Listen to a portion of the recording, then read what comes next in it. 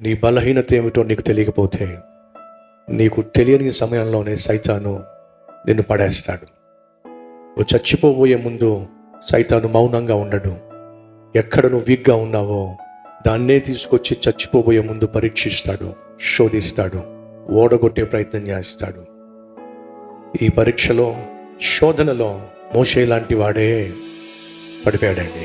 12 మంది శిష్యుల్లో ఒకడు దొరికిపోయాడండి. ప్రభు అయిన యేసుక్రీస్తు మరణించే రోజు కూడా సైతాను వచ్చాడు. ఎక్కడైనా యేసయ్య దొరుకుతాడేమో అని.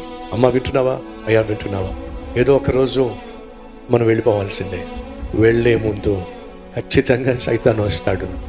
వాడికి సంబంధించింది ఏదైనా నీ దగ్గర ఉందేమో చూస్తాడు. వానికి సంబంధం ఏదైనా నీకు దగ్గర ఉందనుకోండి, నేను పట్టుకుంటాడు. నువ్వు ఎలా వెళ్తావు పరలోకానికి?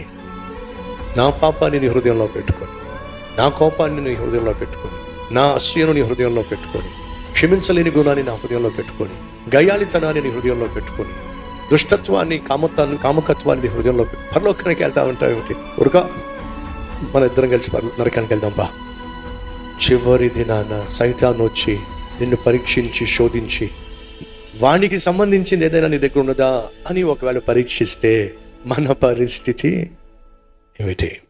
కాబట్టి ప్రతిరోజు నీ చివరి దినము అన్నట్టుగా జీవించు. ఈరోజు రాత్రి నేను చచ్చిపోతాను అనే భావంతో జీవించు, అన్నీ సెట్ అయిపోతాయి.